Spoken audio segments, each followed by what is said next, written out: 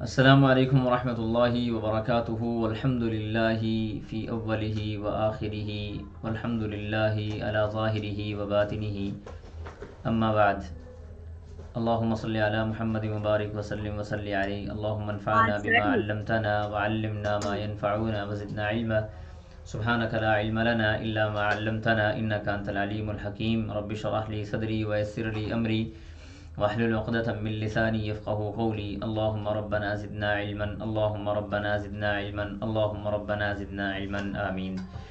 اہلا وسہلا مرحبا، خوش آمدید۔ آج ہمارا سبق نمبر 17 اللہ کی مدد توفیق کے ساتھ شروع ہونے جا رہا ہے، اور آج انشاءاللہ ہم اپنا 5واں پارے کا آغاز کریں گے، یعنی ہم اپنے نصف سفر سے گزر چکے ہیں، اور سمجھیں کہ ہمارے جو 2/3 حصہ تھا وہ تقریباً مکمل ہو گیا ہے انشاءاللہ باذن اللہ۔ اس کے بعد ہمارا ایک ہی پارہ رہ جائے گا، اور انشاءاللہ اس کے ساتھ ہی ہماری جو کلاس ہے وہ مکمل ہو جائے گی، ہمارا یہ لیول مکمل ہو جائے گا۔ سورۃ النساء ہم لوگ پڑھ رہے تھے، آیت نمبر 24 سے لے کے 57 تک انشاءاللہ باذن اللہ آج ہم پڑھیں گے، اور ان جو ہمارے پاس آج بھی چیزیں آ رہی ہیں اس کے اندر بہت ساری چیزیں ہمارے سوسائٹی کے ساتھ ریلیٹڈ ہیں، اور کچھ ایسی چیزیں ہیں جو یہود و نصارہ کے ساتھ ریلیٹ کر رہی ہیں انشاءاللہ باذن اللہ، ان کو ہم اختصار کے ساتھ اچھے انداز سے سیکھنے سمجھنے کی کوشش کریں گے، اور کچھ اشکالات یا اعتراضات ایسے یعنی لا یعنی اعتراضات جن کا اسلام کے ساتھ دور دور کا کوئی تعلق نہیں ہے، ان اعتراضات کے حوالے سے بھی ہم کچھ بات کرنے کی کوشش کریں گے کہ وہ کیسے اعتراضات ہیں اور ان کے کیا کیا جوابات دیے جا سکتے ہیں۔ تو سبق کا باقاعدہ آغاز کرتے ہیں۔ یہ آپ نے دیکھا وَلَا تَنْكِحُوا مَا نَكَحَ آبَاؤُكُم مِّنَ النِّسَاءِ إِلَّا مَا قَدْ سَلَفَ إِنَّهُ كَانَ فَاحِشَةً وَمَقْتًا وَسَاءَ سَبِيلًا، اور یہ والی آیات آ رہی ہیں ہمارے پاس۔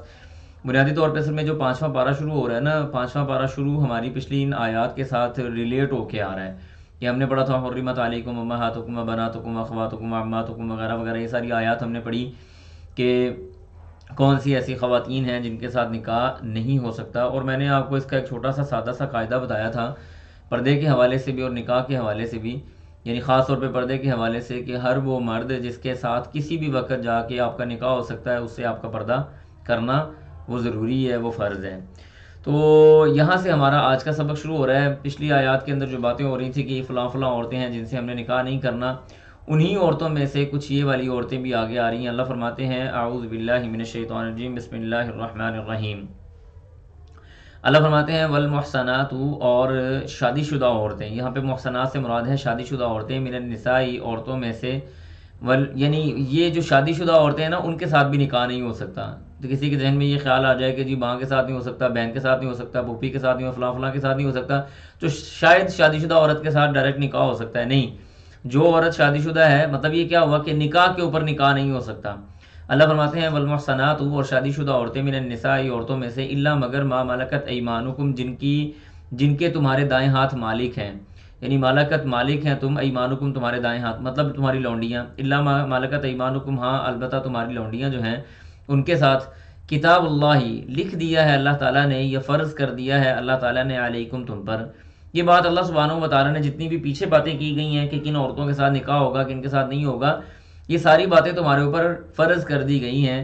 اور اس کے بعد آگے اللہ فرماتے ہیں وَأَحَلَّ اللَّهُ وَأُحِلَّ لَكُمْ، اور تمہارے لیے حلال کی گئی مَا وَرَاءَ ذَلِكُمْ، جو ان کے علاوہ ہے، ان کے علاوہ جس عورت کے ساتھ بھی تم نکاح کرنا چاہو تم نکاح کر سکتے ہو۔ کیسے کرو گے؟ ان تبتغوا، کہ تم چاہو باموالکم، اپنے مالوں کے ساتھ، محسنین، محسنین کا مطلب ہوتا ہے پاک دامنی اختیار کرنا۔ محسنین یعنی تم اپنا مال دے کے، مال دینے سے مراد یہ ہے کہ تم حق مہر دے کے پاک دامنی اس نکاح کے ساتھ چاہو۔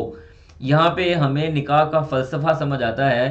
نکاح کا مطلب یہ نہیں ہے کہ میں نے آدھے گھنٹے کے لیے نکاح کیا اور اپنی ضرورت بھی، اور اس کے بعد میں نے اس کو طلاق دے دی، یا میں نے تھوڑے دنوں کے لیے نکاح کر دیا کہ چلو جس کو میں فلاں عورت کو فلاں مرد کے لیے حلال کر دوں۔ اس چھوٹے سے ٹکڑے کے اندر نا، محسنین کے اندر اللہ سبحانہ و تعالیٰ نے نا نکاح کی پوری جو فلسفی ہے نا اس کو چھپایا ہوا ہے۔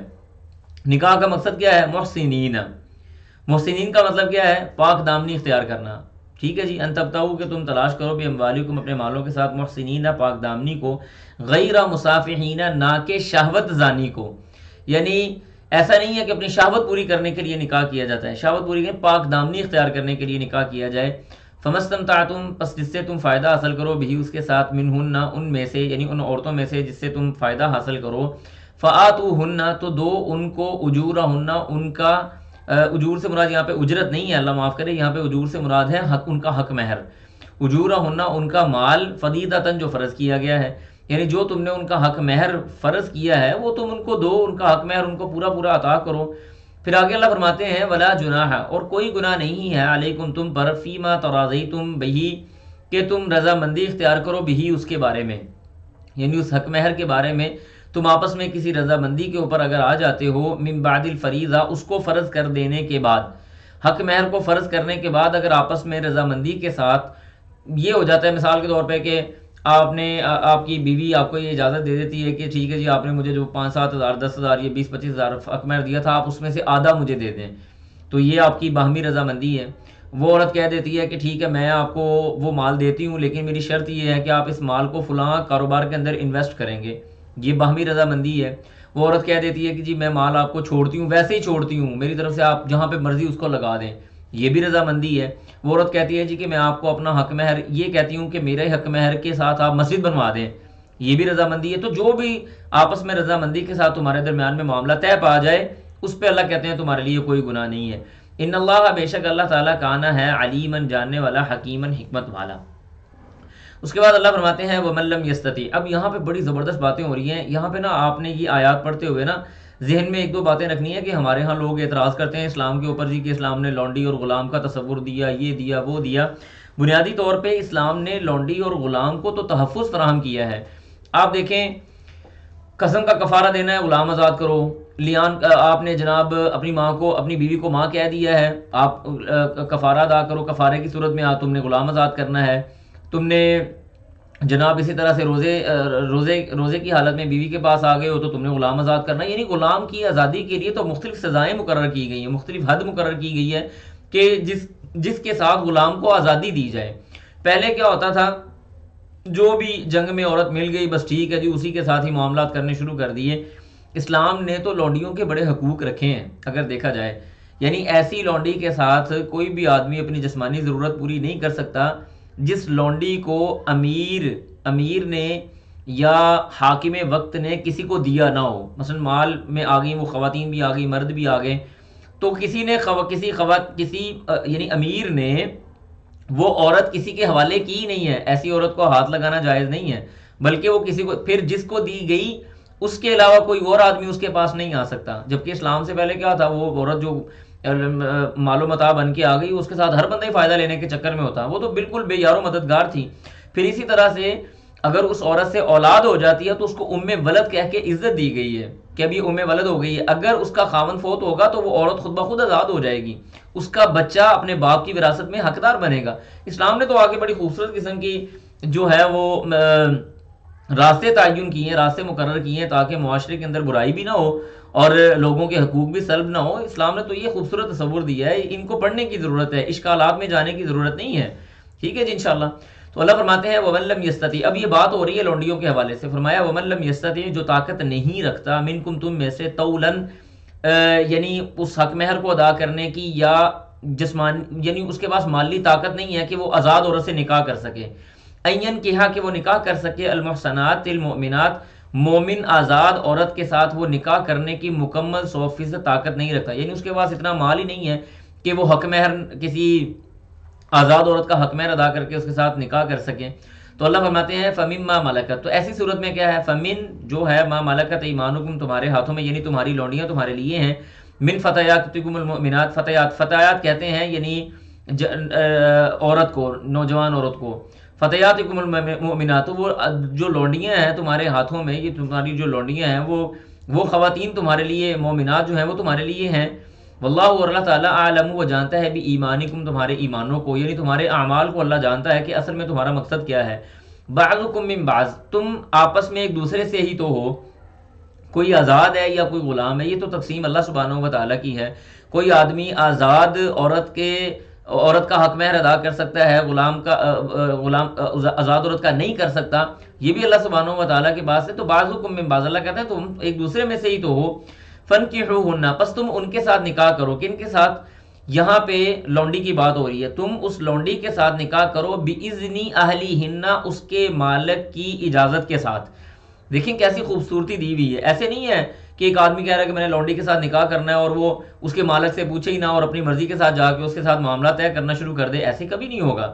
اس کا مالک اس کا ولی ہے، ٹھیک ہے، جو اس کا مالک اس کا ولی ہے. پھر فَانْكِحُوهُنَّ بِإِذْنِ أَهْلِهِنَّ، پھر یہ بھی دیکھیں کہ اگر کوئی مالک اپنی لونڈی کی شادی کسی آدمی کے ساتھ کر دیتا ہے تو یہ مالک، جو بھی مالک ہے، وہ اس لونڈی سے دنیاوی کام کا کوئی فائدہ لے سکتا ہے. یعنی اس کو کہہ سکتا ہے کہ میرے گھر کی تھوڑی سی صفائی کر دو، میرے لیے کھانا بنا دو، یا کوئی پانی وغیرہ میرے لیے بھر کے لے آؤ. نارمل اس سے کام لے سکتا ہے، وہ اس کے ساتھ جسمانی تعلقات قائم نہیں کر سکتا، کیونکہ اب یہ کسی اور کی ہو گئی ہے.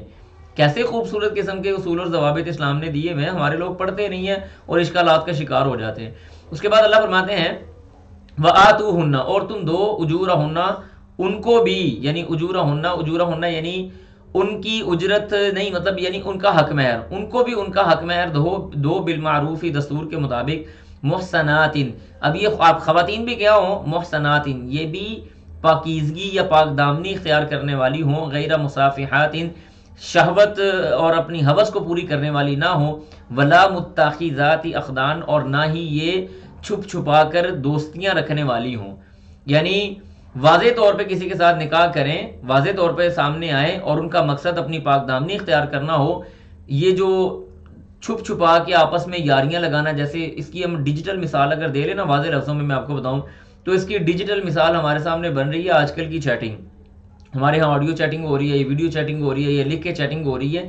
یہ وہ یاریاں اور دوستیاں ہیں جو لوگوں سے چھپا کر کی جا رہی ہیں، اور یہ انسان کو آہستہ آہستہ آہستہ آہستہ برائی کی طرف لے کے جاتی ہیں. تو اللہ نے واضح لفظوں میں فرمایا کہ مقصد جو ہے وہ نکاح کا آپس میں کوئی چھپ چھپا کے کوئی یاری دوستی نہیں ہونا چاہیے، بلکہ اس کا مقصد کیا ہے؟ وہ پاک دامنی اختیار کرنا ہو. پھر اس کے بعد اللہ فرماتے ہیں فَإِذَا أُحْسِنَّ، اگر تم لے آؤ ان کو اپنے نکاح میں، یعنی اگر تم ان سے نکاح کر لیتے ہو، فَإِنْ أَتَيْنَا، پھر وہ آئیں بِفَاحِشَةٍ، کسی فحاشی کے ساتھ، یعنی انہوں نے زنا کا ارتکاب کر لیا، کوئی برائی کا ارتکاب کر لیا، فَعَلَيْهِنَّ، تو ان کے اوپر ہے نصف، آدھا، ما علی المحصنات، جو آزاد عورت پر ہے، من العذاب، سزا سے. یعنی اگر ایک لونڈی زنا کا ارتکاب کر لیتی ہے تو آزاد عورت کے مقابلے میں اس کی سزا آدھی ہے. یعنی اگر اس کو 100 کوڑے لگائے جائیں گے تو اس کو 50 کوڑے لگائے جائیں گے. اگر اس کو 1 سال جلا وطن کیا جائے گا تو اس کو آدھا سال جلا وطن کیا جائے گا. اس طرح سے اس کی جو سزا ہے وہ آدھی ہے آزاد عورت کی نسبت. ذالک، اللہ فرماتے ہیں یہ جو سارا معاملہ ہے، لمن، اس بندے کے لیے ہے، خاشیہ، جو ڈر گیا، العنتا، تکلیف سے. تکلیف سے مراد یہ ہے کہ آزمائش یا تکلیف، اور اس سے بعض لوگوں نے یہ بھی ترجمہ کیا ہے کہ اس سے مراد زنا ہے، کہ کوئی آدمی اس بات سے ڈرتا ہے کہ کہیں وہ زنا کی طرف نہ چلا جائے یا زنا کی تکلیف میں مبتلا نہ ہو جائے، منکم، تم میں سے. تو یہ سارے کام اس کے لیے ہیں کہ وہ کسی لونڈی کے ساتھ نکاح کریں. وَأَن تَصْبِرُوا، اگر تم صبر کرو، خیر لکم، تو یہ تمہارے لیے بہتر ہے. واللہ، اور اللہ تعالیٰ، غفور، وہ معاف کرنے والا ہے، رحیم، رحم کرنے والا ہے. پھر آگے اللہ فرماتے ہیں یرید اللہ، اللہ تعالیٰ چاہتا ہے، لیبین، تاکہ وہ واضح کر دے، لکم، تمہارے لیے، ویہدیکم، اور وہ تم کو ہدایت دے، سنن الذین، ان لوگوں کے راستے کی طرف، من قبلکم، جو تم سے پہلے گزر گئے، یعنی تم سے پہلے جو نیک لوگ گزر گئے ہیں ان کے راستے کی طرف اللہ تمہیں ہدایت دینے کا ارادہ کرتا ہے. ویتوبہ، اور وہ ویتوب علیکم، اور اللہ تعالیٰ تمہاری توبہ قبول کرنا چاہتا ہے. واللہ، اور اللہ تعالیٰ، علیم، وہ جاننے والا ہے، حکیم، حکمت والا ہے. پھر اس کے بعد اللہ فرماتے ہیں واللہ، اور اللہ تعالیٰ، یرید، وہ ارادہ کرتا ہے، وہ چاہتا ہے، ان یتوب علیکم، وہ تمہاری توبہ کو قبول کرے. ویرید الذین، اور وہ لوگ چاہتے ہیں، یعنی دوسرے لوگ یہ چاہتے ہیں، یتبعون الشہوات، کہ وہ پیروی کریں شہوات، کس چیز کی؟ اپنی خواہشات کی، ناجائز خواہشات کی پیروی کریں. ان تمیلوا، کہ آپ مائل ہو جائیں، میلا عظیمہ، بہت بڑا مائل ہونا. یعنی یہ لوگ جو خواہشات کی پیروی کر کے بیٹھے ہوئے ہیں نا، اللہ یہ چاہتا ہے کہ تمہاری توبہ قبول کرے، اللہ یہ چاہتا ہے کہ تمہیں سیدھے راستے کی طرف ہدایت دے، تم سے پہلے نیک لوگوں کے راستے کے اوپر تمہیں چلائے، وغیرہ وغیرہ. لیکن وہ لوگ جو اپنی خواہشات کی پیروی کرتے ہیں وہ چاہتے ہیں کہ آپ حق کی بجائے باطل کی طرف مائل ہو جائیں، اور یہ بہت بڑا مائل ہونا ہے، بہت بڑا، یعنی سائڈ پہ ہو جانا ہے. پھر اس کے بعد اللہ فرماتے ہیں یرید اللہ، اللہ چاہتا ہے، ان یخفف، کہ وہ تخفیف کر دے، وہ کم کر دے، عنکم، تم سے چیزوں کو کم کر دے. وخلق الانسان، اور پیدا کیا گیا ہے انسان ضعیفہ، کمزور. اب یہاں پہ جو ضعیفہ ہے نا، اس میں بعض مفسرین نے یہ بات بھی کہی ہے کہ ایک تو ضعیف ہے انسان مال کے مقابلے میں، یعنی مال کو وہ دیکھتا ہے نا تو اس کی طرف وہ مائل ہو جاتا ہے، اس کے ضعف نفس کے اندر اللہ نے ذرا کمزوری رکھی ہے.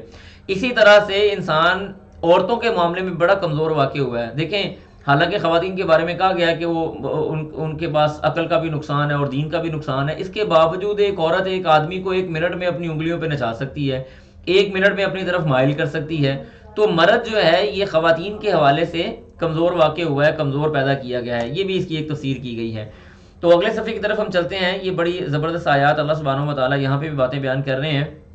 اللہ فرماتے ہیں یا ایھا الذین، اے لوگو، آمنو، جو ایمان لائے ہو، لا تاکلوا، نہ تم کھاؤ، اموالکم، اپنے مال، بینکم، آپس میں، بالباطل، باطل طریقے کے ساتھ، الا مگر، ان تکون تجارت، کہ تم تجارت کرو، ان تراض منکم، آپس میں رضامندی کے ساتھ. یعنی اللہ نے واضح لفظوں میں یہ حکم دے دیا کہ باطل طریقے سے آپس میں مال نہیں کھانا. باطل طریقے سے مال کیا کھانا ہے؟ کہ میں جھوٹ بول کے اپنا مال بیچوں، میں جھوٹی قسم کھا کے اپنا مال بیچوں، میں سود کے ذریعے اپنا معاملات کروں، میں رشوت وغیرہ دے کے اپنے معاملات کروں، یا میں کسی کے اوپر ظلم کر کے اس کا مال ہتھیا لوں. اسی طرح سے کوئی بھی باطل طریقہ جو بھی آپ سمجھ سکتے ہیں وہ سارے کے سارے اس کے اندر شامل ہو جاتے ہیں. یہ بڑا فصیح قسم کا کلمہ اللہ نے استعمال کیا ہے، بینکم بالباطل. بس خلاص باطل کا لفظ استعمال کر کے ہر حرام راستہ اللہ سبحانہ و تعالیٰ نے ڈیفائن کر دیا ہے. ٹھیک ہے جی، ہر حرام راستہ ڈیفائن کر دیا. الا ان تکون تجارت عن تراض منکم، ہاں آپس میں رضامندی کے ساتھ جو تمہاری تجارت ہے، اور حلال تجارت. رضامندی سے مراد قطعاً کوئی بندہ یہ مراد نہ لے کہ رضامندی سے مراد میں اگر سود کی رضامندی کر لوں تو میری تجارت حلال ہو جائے گی. اللہ نے عن تراض منکم کہا ہے، قطعاً ایسی بات نہیں. عن تراض کیا ہے کہ وہ جو حلال گراؤنڈ تمہیں دیا ہوا ہے، اس گراؤنڈ میں رہتے ہوئے، رضامندی کرتے ہوئے تم آپس میں جو تجارت کرتے ہو وہ تمہارے لیے جائز ہے. پھر اس کے بعد اللہ فرماتے ہیں ولا تقتلوا انفسکم، ولا تقتلوا، اور نہ تم قتل کرو، انفسکم، اپنے آپ کو. اس سے 2 مطلب لیے جا سکتے ہیں. ایک تو یہ کہ تم نے قتل نہیں کرنا کسی بھی آدمی کا. قتل اتنا سنگین گناہ ہے کہ رسول اللہ صلی اللہ علیہ وسلم نے فرمایا لو ان اہل السماء والارض لاشتركوا في دم مؤمن لكبهم الله في النار، کہ اگر زمین کی ساری مخلوقیں اور آسمان کے ساری مخلوق مل کے ایک مومن کا قتل کریں، اللہ تعالیٰ ان سب کو اٹھا کے جہنم میں پھینک دے گا. ایک مومن کا قتل کرنے کی وجہ سے زمین اور آسمان کی ساری مخلوق. ٹھیک ہے جی، اس کا ایک مطلب یہ ہے. دوسرا مطلب یہ ہے کہ خودکشی نہ کریں. دیکھیں خودکشی بہت بڑا سنگین جرم ہے. اللہ سبحانہ و تعالیٰ نے آپ کو اپنے ہاتھ سے بنایا، پیار سے سجایا، خوبصورت کیا، فرشتوں سے سجدہ کروایا. تھوڑی سی مشکل آ گئی ہے تو یہ اللہ کی آزمائش ہے، تھوڑا سا صبر سے برداشت کریں کہ تم نے وہ جان جو اللہ نے اپنے ہاتھ سے بنائی ہے اور اس کے اندر اپنی روح پھونکی اور خوبصورت اس کو بنایا ہے، تم نے اس کو ایک دم سے اس کا گلا ہی کاٹ دیا ہے. ایسی سزا کی، ایسے جرم کی سزا بھی بڑی سنگین ہونی چاہیے. تو اس کی سزا کیا ہے؟ نبی علیہ السلام نے فرمایا جب کوئی آدمی خودکشی کرتا ہے قیامت تک اس کو یہ سزا دے دی جاتی ہے کہ وہ اپنے آپ کو دوبارہ خودکشی کرے، پھر وہ زندہ کیا جائے، پھر دوبارہ وہ خودکشی کرے، پھر زندہ کیا جائے، اور وہ اس تکلیف سے گزرتا جائے گا قیامت تک. اللہ اکبر کبیرہ، اتنی بڑی یہ سنگین قسم کی سزا ہے. تو لہٰذا یہ آپ تو قریب، مطلب کامیابی تو آپ کے پاس آنے والی تھی، آپ تو پہلے گیو اپ کر گئے. تھوڑا سا صبر سے کام لینا چاہیے. تو اس لیے دونوں مطلب اس کے درست ہیں. اس کے بعد اللہ فرماتے ہیں ان اللہ، بے شک اللہ تعالیٰ کانا ہے بکم، تمہارے ساتھ، رحیما، رحم کرنے والا. ومن یفعل، اور جس نے کیا، ذالک، یہ کام، عدوانا، زیادتی کرتے ہوئے، وظلما، اور ظلم کرتے ہوئے، فسوف، ان قریب، نصلیہ، ہم اس کو گھسیٹیں گے، نارن، آگ میں. وکانا ذالک، وکانا ذالک، اور یہ ہے، علی اللہ، اللہ تعالیٰ پر، یسیرا، بڑا آسان ہے. ان تجتنبو، اب یہ بھی بڑی خوبصورت آیتیں ہیں. اللہ فرماتے ہیں ان تجتنبو، اگر تم اجتناب کرو گے یا تم بچو گے، کبائرہ، کبیرہ گناہوں سے. کون سے کبیرہ گناہ؟ ما تنہون عنہ، جس سے منع کیا گیا تم کو. ٹھیک ہے جی، جس سے تم کو منع کیا گیا، تم کبیرہ گناہوں سے بچو گے، نتیجہ کیا ہوگا؟ نکفر عنکم سیئاتکم، ہم معاف کر دیں گے، سیئاتکم، تمہاری برائیاں. سورۃ النجم کے اندر بھی اللہ نے فرمایا ہے نا کہ اگر تم بڑے بڑے کبیرہ گناہوں سے بچو گے تو چھوٹے چھوٹے تو ہم ویسے ہی معاف کر دیں گے. لہٰذا اچھا، اب کبیرہ گناہ کی ڈیفینیشن آپ نوٹ کر لیں. میں 2-3 چیزیں آپ کو بتا دیتا ہوں تاکہ آپ کبیرہ گناہ کی ڈیفینیشن دیکھ لیں. ہمارے ہاں عام طور پہ یہ سوال ہوتا ہے جی کبیرہ کون سے ہیں، تو اگر انگلی پہ لکھنے کے لیے، پڑھنے کے لیے بیٹھیں گے تو بڑا مشکل ہوگا. سب سے پہلے کبیرہ گناہوں کی ڈیفینیشن میں یہ بات لکھنے، ہر وہ گناہ جس کے بارے میں جہنم کی وعید آئے، نمبر 1. نمبر 2، ہر وہ گناہ جس کے اوپر اللہ سبحانہ و تعالیٰ کی طرف سے لعنت ڈالی جائے، نمبر 2. نمبر 3، ہر وہ گناہ جس کے بارے میں یہ آئے کہ اللہ سبحانہ و تعالیٰ قیامت کے دن اس کو رحمت کی نگاہ سے نہیں دیکھے گا. نمبر 4، اس سے اللہ تعالیٰ قیامت کے دن کلام نہیں کرے گا. تو یہ سارے یہ 4 چیزیں ہیں، جہاں پہ بھی یہ باتیں آئیں گی آپ یہ بات جان لیجئے کہ یہ گناہ کبیرہ ہے، صغیرہ نہیں ہے. اللہ کی لعنت، عذاب کی وعید، اللہ کی رحمت سے نگاہ سے نہ دیکھنا، اللہ تعالیٰ کا کلام نہ کرنا، یہ 4 موٹی چیزیں ہیں. اس کے اندر مزید بھی آپ ایڈ کر سکتے ہیں اپنی طرف سے کہ یہ وہ سارے گناہ ہیں جن کو کبائر کہا جاتا ہے. تو اگر کبیرہ گناہوں سے بچیں گے تو اللہ کہتے ہیں نکفر عنکم سیئاتکم، ہم تمہاری باقی گناہ تو تمہارے ویسے ہی معاف کر دیں گے. پھر اگلا نتیجہ کیا ہوگا؟ وندخلکم، اور ہم تم کو داخل کریں گے مدخلا کریما، بہترین جگہ سے داخل کرنا، یعنی عزت و کامیابی والی جو جگہ ہے نا وہاں سے ہم تمہیں داخل کریں گے، یعنی تمہیں ایسا ٹھکانہ ہم مہیا کریں گے. تو اس لیے جیسے ایک حدیث میں آتا ہے نا کہ رسول اللہ صلی اللہ علیہ وسلم نے فرمایا بندہ کبائر سے اپنے آپ کو اگر بچاتا رہتا ہے تو آدمی نماز پڑھتا ہے تو نماز کے ساتھ اس کے سارے صغیرہ گناہ دھل جاتے ہیں. اس نے فجر پڑھی صغیرہ دھل گئے، ظہر پڑھی کبیرہ صغیرہ دھل گئے، وغیرہ وغیرہ وغیرہ وغیرہ. تو اس لیے کبائر سے اپنے آپ کو روکنے کی بہت بڑی ضرورت ہے. اس کے بعد یہ والی جو آیت ہے نا یہ بڑی زبردست آیت ہے. اس کے اندر نا یہ اس آیت کا شان نزول یہ ہے کہ ام سلمہ رضی اللہ تعالیٰ عنہ اللہ کے رسول کے پاس آئیں. یہ ام سلمہ رضی اللہ تعالیٰ عنہ ایسی صحابیاں تھیں جو آ کے نا ڈائریکٹ بات کر لیا کرتی تھی اللہ کے رسول سے. کہنے لگی اللہ کے رسول اللہ تعالیٰ نے نا مردوں کو سب کچھ دیا ہوا ہے، دیکھیں مردوں کو جناب جہاد کا کہا جاؤ جی جہاد کرو، اور ہم گھر میں پڑی رہتی ہیں. وہ جہاد کر کے ہم سے فضیلت لے گئے، پھر اللہ سبحانہ و تعالیٰ نے ان کو وراثت میں ڈبل دے دیا ہیں جی، ہمیں وراثت میں بھی کم دیا. تو اس وقت میں اور بھی اس طرح کے کچھ سوالات کیے تھے، تو تب یہ آیتیں نازل ہوئیں. اللہ فرماتے ہیں ولا تتمنوا، نہ تم تمنا کرو ما فضل اللہ بہ، اس چیز کی جو اللہ تعالیٰ نے فضیلت دی ہے، بعضکم علی بعض، تمہارے بعض کو بعض پر، ایک تم میں سے ایک دوسرے کے اوپر جس کو فضیلت اللہ نے دی ہے نا اس کا تم تمنا نہ کرو. للرجالی نصیب، مردوں کے لیے ان کا حصہ ہے، مما اس چیز سے اکتسبوا جو انہوں نے کمایا، مردوں نے جو کمایا ان کا حصہ وہی ہے. وللنساء نصیب، اور عورتوں کے لیے بھی وہی حصہ ہے، مما اکتسبنا جو انہوں نے کمایا. واسأل اللہ، تم سوال کرو اللہ سے، من فضلہ ہی اس کے فضل کا. مرد ہو یا عورت ہو یہ بات نہیں سوچنی چاہیے جی کہ وہ ایسے ہے وہ ویسے ہے، میں ایسے ہوں میں ویسے ہوں. اللہ کے ہاں ان اکرمکم عند اللہ اتقاکم، خلاص. اور تقوی کیا ہے؟ یہ اللہ کا فضل ہے. تقوی اصل میں اللہ کا فضل ہے جس کو مل جائے. تو لہٰذا تم اللہ سے اس کے فضل کا سوال کرو. ان اللہ، بے شک اللہ تعالیٰ کانا ہے بکل شیء، ہر چیز کو علیماً جاننے والا. وَلِكُلٍّ جَعَلْنَا، اور پھر اللہ فرماتے ہیں وَلِكُلٍّ، اور ہر ایک کے لیے جعلنا بنایا ہم نے، موالیہ وارث، مما اس چیز سے تارا کا جو چھوڑ گئے، والدین جو کوئی چھوڑ گئے یعنی ترکہ جو چھوڑ گئے، والاقربون یہ قریبی رشتہ دار چھوڑ گئے، والذین، اور ان لوگوں کے لیے عقدت تم نے معاہدہ کیا، ایمانکم تمہارے ہاتھوں نے، یعنی جن سے تمہارے ہاتھوں نے معاہدہ کیا کہ تم نے ان سے معاہدہ کر لیا، ان کے لیے بھی ہے. فآتوہم، پس تم دو ان کو نصیباً ان کا نصیب. مطلب اس کا کیا ہے کہ آدمی مرنے سے پہلے کسی بندے کے ساتھ یہ بات کر جائے کہ میری وفات کے بعد میں وصیتاً یہ بات کرتا ہوں کہ تمہیں فلاں چیز دی جائے گی یا تمہیں میرے مال میں سے اتنا حصہ ملے گا. تو یہ اگر کوئی عقد طے ہو جائے، کوئی آپس میں معاہدہ طے ہو جائے تو اللہ فرماتے ہیں ان کو بھی ان کا حصہ دو، ان کو بھی ان کا نصیب دو.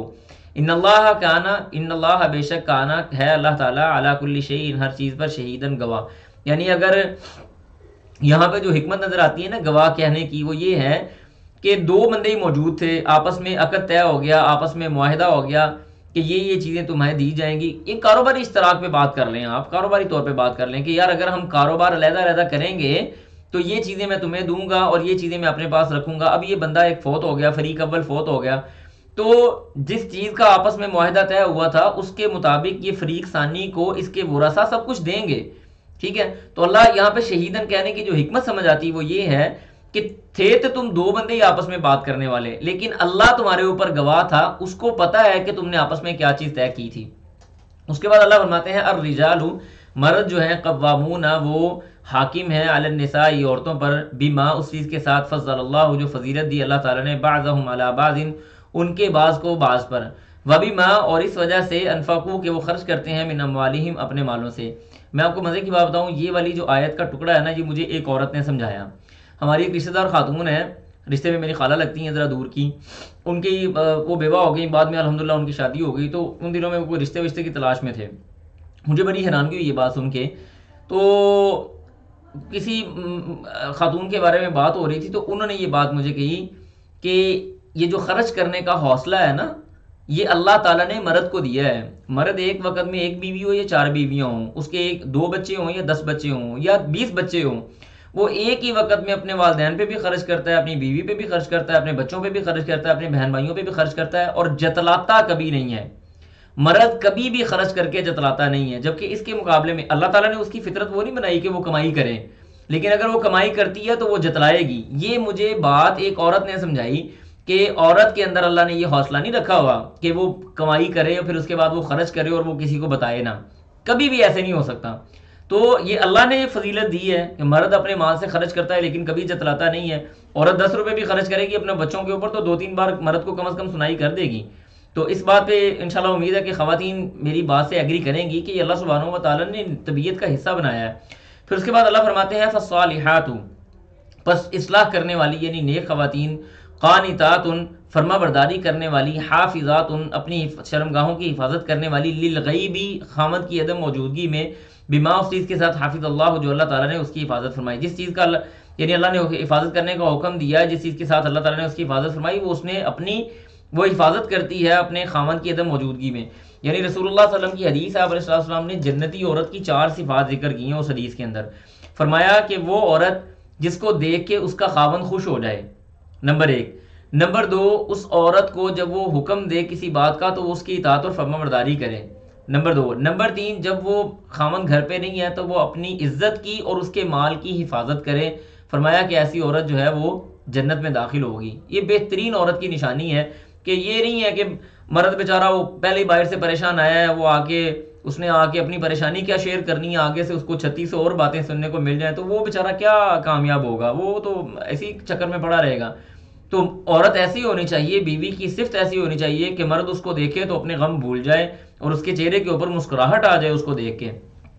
اس کے بعد اللہ فرماتے ہیں واللاتی، اور وہ عورتیں، یعنی اب یہاں پہ پہلی باتیں ہو گئی وہ خواتین جو ماشاءاللہ بہترین ہیں، اچھی ہیں، فالصالحات ہیں، قانتات ہیں، حافظات ہیں للغیب بما حفظ اللہ ہیں، سب کچھ ہے ماشاءاللہ۔ اب ایسی عورتوں کی بات ہو رہی ہے جو تھوڑا سا سخت مزاج ہیں یا بد اخلاق ہیں۔ اللہ فرماتے ہیں واللاتی، وہ عورتیں، تخافون، تم ڈرتے ہو، نشوزہن، ان کی بد اخلاقی سے یا ان کی سخت گوئی سے، نشوزہ ان کہتے ہیں یعنی حد سے تجاوز کرنے والی۔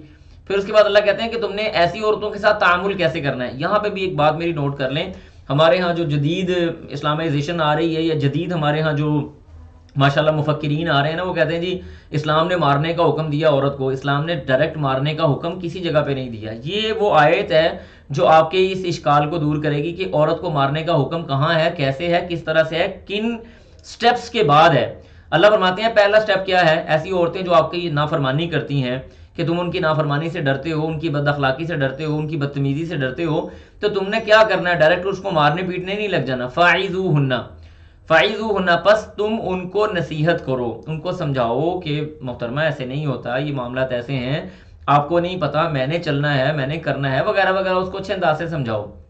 اگر وہ نہیں سمجھتی تو سٹیپ نمبر 2، وَاهْجُرُوهُنَّ، تم ان کو چھوڑ دو، فی المضاجع، ان کی بستروں میں، ان کی خوابگاہوں میں، یعنی ان سے بستر کو علیحدہ کر لو۔ اب میں یہ سمجھتا ہوں، واللہ عالم میں صحیح ہوں یا غلط ہوں، لیکن میں یہ سمجھتا ہوں ہر وہ سلیم الفطرت عورت، چاہے وہ مسلمان ہے یا غیر مسلم ہے، اس کا خامند اگر اس سے اپنے بسترے کو علیحدہ کر لیتا ہے تو اس کے لیے اس سے بڑھ کر مر جانے کا اور کوئی مقام نہیں ہے، اور پریشانی اور تکلیف کا کوئی اور مقام نہیں ہے کہ میرا خامند مجھ سے بستر الگ کر لے۔ یہ کیسے ہو سکتا ہے؟ میں تو اس بات کو کبھی برداشت نہیں کر سکتی۔ سلیم الفطرت عورت کبھی بھی اس چیز کو برداشت نہیں کرتی۔ یہ دوسرا طریقہ ہے اپنی بیویوں کو سمجھانے کا۔ اس کے بعد فرمایا وَضْرِبُوهُنَّ، ہاں اگر وہ اس کام کے بعد بھی تمہاری بات نہیں مانتی، وہ نافرمانی پہ مصر ہیں، تو وَضْرِبُوهُنَّ، تم ان کو مارو۔ اب یہ مارنا یہ نہیں ہے کہ اللہ معاف کرے ان کو مار ہی دو، یا ان کے کوئی جناب وہ کوئی آگ کا وہ کوئی بڑی لکڑی نکالو اور وہ اس کے ساتھ اس کی پٹائی شروع کر دو، ایسی بات نہیں ہے۔ وَضْرِبُوهُنَّ کی تصریح حدیث نے کی ہے، رسول اللہ صلی اللہ علیہ وسلم نے فرمایا ایسی ضرب لگاؤ غیر مبرن، ایسی ضرب جس کے ساتھ ہڈی وغیرہ نہ ٹوٹے، ہاں ہلکا پھلکا وہ تھوڑا بہت اس کو درد تو ہو، ظاہر ہے ضرب ہے تو درد تو ہوگی، لیکن اتنی زور سے نہیں مارنا کہ آپ اس کی ہڈی توڑ دیں یا اس کے جسم کی کھال ہی ادھیڑ دیں، اللہ معاف کرے۔ وَضْرِبُوهُنَّ، تب تم نے ایسی اس کو ہلکی سی ضرب دینی ہے جس کے ساتھ اس کو زیادہ نقصان نہ ہو۔ اللہ فرماتے ہیں فَإِنْ أَطَعْنَكُمْ، یہ 3 کام کرنے کے بعد اگر وہ تمہاری پیروی کرتی ہیں، فَلَا تَبْغُوا، پس تم نہ تلاش کرو، عَلَيْهِنَّ سَبِيلًا، ان کے خلاف کوئی راستہ، یعنی تمہاری اگر پیروی کر لی ہے تو مرد کو قوام کہا ہے کہ جناب من آپ کو قوام بنایا ہے، آپ کی بیوی نے بھلے ہی آپ کی نافرمانی کی ہے، آپ نے اس کو سمجھا دیا، اس کو مار لیا، اس سے بستر الگ کر دیا، اب وہ آپ کی فرما بردار بندی بن چکی ہے، تو اس کے خلاف ڈرامے بازیاں کرنے کی ضرورت نہیں ہے. فلا تبغوا علیہن سبیلا، کہ نہیں میں مارنے کے بہانے تلاش کروں. بہت بری بات ہے، بہت غلط بات ہے. اللہ جانتا ہے نا تمہیں قوام بنایا، بھول جاؤ ساری باتیں. ان اللہ، بے شک اللہ تعالیٰ، کانا ہے علیین، بلند و بالا، کبیرن، سب سے بڑا. اللہ سب سے بڑا ہے اور اللہ ہی بلند و بالا ہے. اس کے بعد اگلی آیات میں اللہ سبحانہ و تعالیٰ فرما رہے ہیں، اسی سے ریلیٹ ہو رہی یہ باتیں، کہ ایک مرد اور خاتون کے درمیان یعنی ہسبینڈ وائف کے درمیان میں لڑائی ہو گئی اور معاملہ طے ہی نہیں پا رہا، آپس میں کوئی مسئلہ بن ہی نہیں رہا، کسی بھی طرح سے چیزیں سارٹ آؤٹ ہو ہی نہیں رہی، تو پھر کیا کرنا ہے؟ اللہ فرماتے ہیں وَإِنْ خِفْتُمْ، اگر تم خوف محسوس کرو، شقاقا، ضد کا، بینہما، ان دونوں کے درمیان، ان دونوں کے درمیان میں ضد آ گئی. مثلا بعض ایسے مرد ہوتے ہیں کہ اگر ان کی بیویاں ان کی فرما برداری کرنے لگ بھی جائیں تو تب بھی وہ مار پیٹ نہیں چھوڑتے، وہ آپس میں انہوں نے اپنا غصہ نکالنا ہی نکالنا ہے. اور بعض عورتیں بھی اللہ تعالیٰ معاف کرے ایسی ہوتی ہیں کہ اگر ان کے ہسبینڈ ان کا 110% بھی خیال رکھیں، اس کے باوجود وہ کہتی ہیں میں نے اس کے پاس رہنا ہی نہیں ہے، جو مرضی ہو جائے. بہت ساری معاشرتی بیماریاں آج کل پائی جاتی ہیں. میں آپ کو بتاؤں، جو میرے پاس کیسز آتے ہیں اس وقت معاشرتی طور پہ، ان میں سے 99% کیسز گھریلو زندگیوں کے ہیں. میں سمجھتا ہوں کہ گھریلو زندگی کے علاوہ تو ہمارے پاس مسئلہ باقی رہ ہی کوئی نہیں گیا جس کے اوپر باتیں کرنی ہیں، یا جو مسائل ہمارے سامنے آ رہے ہیں، نعوذ باللہ ثم نعوذ باللہ، اللہ تعالیٰ محفوظ رکھے، اتنے بڑے بڑے اور سنگین قسم کے مسائل ہیں. تو یہاں پہ اللہ فرما رہے ہیں وَإِنْ خِفْتُمْ، اگر تم یہ خوف محسوس کرو، شقاق بینہما، ان کی آپس میں ضد کا، تو فَبْعَثُوا، مقرر کر لو، حکمن، ایک یعنی کیا کرنے والا جی، فیصلہ کرنے والا. حکم کہتے ہیں فیصلہ کرنے والا. حکمن، فیصلہ کرنے والا، من اہلی ہی، اس کے خاندان سے، یعنی مرد کے خاندان سے، وحکمن، اور ایک فیصلہ کرنے والا مقرر کرو، من اہلیہا، خاتون کے خاندان میں سے. اب یہاں پہ اللہ نے ایک ایک بندہ فیصلہ کرنے والا مقرر کروایا ہے. ہمارے ہاں کیا ہوتا ہے، مسئلہ خراب ہو جائے نا تو 400-500 بندے عورت کی طرف سے آ جاتے ہیں، کچھ 400-500 بندے مرد کی طرف سے آ جاتے ہیں. مجھے بتائیں اتنے بندے آ جائیں گے تو اس صلح کیا خاک ہوگی وہاں پہ. ایک بندہ کوئی بات کرے گا، دوسرا کوئی بات کرے گا، ایک اصلاح کی بات کرے گا، دوسرا لڑائی کی بات کرے گا، تیسرا کوئی اور بات کرے گا. اس میں سے کوئی بندہ اٹھ کے اس کو گالی دے دے گا، اس میں سے کوئی بندہ اٹھ کے اس کو گالی دے دے گا، نتیجہ آپس میں لڑائی. کیا فائدہ؟ اللہ نے کہا ایک ایک فیصلہ کرنے والے مرد اور عورتوں میں سے، زیادہ بندے اکٹھے کرنے کی ضرورت نہیں ہے. کیسی خوبصورت یعنی ہمارے یعنی حسن معاشرت اللہ سبحانہ و تعالیٰ نے قرآن میں بیان کی، اور ہم پتہ نہیں کون سی باتوں میں الجھے ہوئے ہیں. پھر اللہ فرماتے ہیں ان یریدا اصلاحا یوفق اللہ بینہما، اگر وہ دونوں ان یریدا، اگر وہ دونوں ارادہ کرتے ہیں اصلاحا، ان کی صلح کروانے کا، یوفق اللہ، تو اللہ تعالیٰ بھی ان کی موافقت کر دیتا ہے، بینہما، ان کے درمیان. یعنی اگر وہ دونوں ارادہ رکھتے ہیں، اس ارادے سے مراد خامد اور بیوی بھی ہیں، اور اس ارادے سے مراد وہ دونوں ان کے درمیان میں صلح کروانے والے لوگ بھی ہیں. صلح کروانے والے بھی اچھی چیز کا ارادہ رکھتے ہیں، اور جن کی صلح کروائی جا رہی ہے وہ بھی اچھی چیز کا ارادہ رکھتے ہیں، تو یوفق اللہ، اللہ کی موافقت اور اللہ کی توفیق بھی ان کے ساتھ شامل حال ہو جاتی ہے کہ یہ معاشرہ خراب نہ ہو، اجڑے نہ، کچھ لے دے کے، کچھ آپس میں ہاں نہ کر کے، کچھ کمپرومائز کر کے بات کو ختم کر لیا جائے اور اچھے انداز سے آگے چلا جائے. یہ اس سے زیادہ اچھے میرے خیال سے قوانین تو آپ کو دنیا کی کسی شریعت میں نہیں ملیں گے. ہم لوگ ان چیزوں سے دور ہیں، اس لیے ہم سمجھتے ہیں جی اسلام نے شاید ہمیں کسی چیز کا حل نہیں دیا. اسلام نے جتنے صاف ستھرے حل ہمیں دیے ہیں نا، دنیا کے اندر کسی اور چیز میں نہیں پائے جاتے. پھر آگے اللہ فرماتے ہیں ان اللہ، بے شک اللہ تعالیٰ، کانا ہے علیمن، جاننے والا، خبیرن، خبر رکھنے والا. یہ جو ان اللہ کانا علی کل شیء شہیدا، ان اللہ علی کل شیء قدیر، ان اللہ کانا علی کل شیء خبیر، ان اللہ کانا علیما خبیرا، ان اللہ کانا علیما حکیما، یہ جو آپ نا تھوڑا سا غور کیجئے گا جب آپ اس کی سٹڈی کر رہے ہوں کہ کون سی آیت کے بعد اللہ کی کون سی صفت بیان ہوئی ہے. آپ کو لا محالہ اس آیت کے اندر کوئی ایسی چیز نظر آئے گی کہ وہاں پہ وہ والی صفت ہی بہترین لگتی تھی. اللہ علیم، جاننے والا ہے، کسی کو جاننے والا ہے کہ تم دونوں میں سے کون سا بندہ ہے جو اصلاح کا ارادہ رکھتا ہے، اور کون سا ایسا ہے جس کے دل میں چور ہے، وہ چاہتا ہے کہ وہ اس کے ساتھ نہ رہے، وہ جھوٹے الزام لگاتا ہے. علیما، خبیرہ، اللہ جانتا ہے کہ اس مرد کی، بے شک یہ شادی شدہ ہے، کسی اور عورت کے ساتھ اس کے تعلقات بن رہے ہیں جس وجہ سے یہ اپنی عورت کو پسند نہیں کر رہا. خبیرہ، اللہ کو ہر چیز کی خبر ہے. ذہن میں یہ باتیں رکھو. تو ان چیزوں کو آپ تھوڑا سا غور کیجیے گا، آپ کو بڑے بڑے انشاءاللہ اس کے اندر سے موتی ملیں گے انشاءاللہ. اس کے بعد اب دیکھیں، یہ آئلی زندگی اور یہ مرد اور عورت کے خواتین کے حقوق شقوق بیان کرنے کے بعد انسان کو اصل کی طرف اللہ تعالیٰ نے دعوت دی ہے، اور وہ کیا ہے؟ وَاعْبُدِ اللَّهَ وَاعْبُدُ اللَّهَ، اللہ کی عبادت کرو، وَلَا تُشْرِكُوا بِهِ شَيْئًا، اس کے ساتھ کسی چیز کو شریک مت ٹھہراؤ، وَبِالْوَالِدَيْنِ إِحْسَانًا، والدین کے ساتھ نیکی کرو، حسن سلوک کرو، وَبِذِّ الْقُرْبَى، قریبی رشتہ داروں کے ساتھ حسن سلوک کرو، والیتامى، یتیموں کے ساتھ، والمساکین، اور مسکینوں کے ساتھ، والجار ذی القربى، اور ایسے ہمسائے کے ساتھ جو تمہارا قریبی رشتہ دار ہے، والجار الجنوب، اور ایسا رشتہ دار جو تمہارے لیے مطلب انجان ہے، والصاحب بالجنب، اور ایسا تمہارا ساتھی جو تمہارے پہلو کا ساتھی ہے۔ پہلو کے ساتھی سے مراد پتہ کیا ہوتا ہے؟ اس کے اندر بیوی بھی آ جاتی ہے، اس کے اندر آپ کا کوئی بزنس پارٹنر بھی آ جاتا ہے، اس کے اندر آپ کے ساتھ جڑے ہوئے وہ لوگ بھی آ جاتے ہیں جو آپ سے کسی خیر کی توقع رکھتے ہیں، کسی خیر کی توقع رکھتے ہیں کہ چلیں ہمیں کچھ مال مل جائے گا، یا یہ بندہ ہمیں کوئی اچھی نصیحت کر دے گا۔ تو خیر کے ساتھی، تمہارے ایسے ساتھی جو تمہارے پہلو کے ساتھی ہیں، تمہارے رازدان ہیں، تمہارے ساتھ رہنے والے ہیں۔ پھر اس کے بعد فرمایا وَبْنِ السَّبِيلِ، اور مسافروں کے ساتھ بھی تم نے اچھا سلوک کرنا ہے، وَمَا مَلَكَتْ أَيْمَانُكُمْ، اور ان لوگوں کے ساتھ بھی جو تمہارے دائنے ہاتھوں میں ہیں، جن کی یعنی تمہاری لونڈیاں یا تمہارے غلام۔ عبداللہ ابن عمر رضی اللہ تعالیٰ عنہ کے بارے میں آتا ہے، عبداللہ بن عمر رضی اللہ تعالیٰ عنہ کے غلام تھے نافع رحمہ اللہ، یہ تابعی ہیں، اور عبداللہ بن عمر کے یہ غلام تھے۔ اور رسول اللہ صلی اللہ علیہ وسلم تک جو سب سے زیادہ قریب سند جاتی ہے نا، سب سے عالی سند جس کو کہتے ہیں ہماری زبان کے اندر، سب سے کم واسطے والی جو سند ہے وہ یہ نافع عبداللہ بن عمر والی سند ہے، ٹھیک ہے جی۔ النافع عن عبداللہ بن عمر عن رسول اللہ صلی اللہ علیہ وسلم۔ نافع حضرت عبداللہ بن عمر کے غلام تھے، لیکن عبداللہ بن عمر اور نافع جب گھر سے نکلتے تھے نا تو دیکھنے والا پہچان نہیں سکتا تھا کہ ان میں سے غلام کون سا ہے اور آقا کون سا ہے۔ دونوں کا ایک جیسا لباس ہوتا، دونوں کی ایک جیسی پوشاک ہوتی، دونوں ایک طرح کا کھانا کھا رہے ہوتے، دونوں ایک ہی طرح سے بازار کے اندر چل رہے ہوتے۔ ایسے کبھی نہیں ہوتا تھا کہ غلام پیچھے اور عبداللہ بن عمر آگے ہیں، برابر۔ دیکھنے والا بندہ، پہلی دفعہ دیکھنے والا بندہ اندازہ نہیں لگا سکتا تھا کہ دونوں میں سے غلام کون سا ہے، وہ لگتا شاید دونوں دوست ہیں۔ اس قدر حقوق بیان کیے ہیں یعنی غلاموں کے اسلام نے، جس کے بارے میں ہم بالکل بے بہرا ہیں اور مختلف اشکالات کا شکار ہو جاتے ہیں۔ پھر اس کے بعد اللہ فرماتے ہیں ان اللہ، بے شک اللہ تعالیٰ۔ اب دیکھیں اس آیت کے اندر بھی اللہ تبارک و تعالیٰ نے کچھ چیزیں بیان کی ہیں۔ اللہ پسند نہیں کرتا، کن کو پسند نہیں کرتا؟ من کان مختالا، جو کوئی تکبر کرنے والا ہو، و فخورا، اور غرور کرنے والا، فخر کرنے والا، گھمنڈ کرنے والا اور غرور کرنے والا آدمی اللہ سبحانہ و تعالیٰ کو کسی بھی صورت پسند نہیں ہے۔ پچھلی آیت کے حصے پہ غور کریں تو کیا باتیں بیان ہوئی ہیں؟ اللہ کی عبادت کرنا عاجزی ہے، والدین کے ساتھ نیکی کرنا عاجزی ہے، قریبی رشتہ داروں کو دینا، ہمسایوں کو دینا۔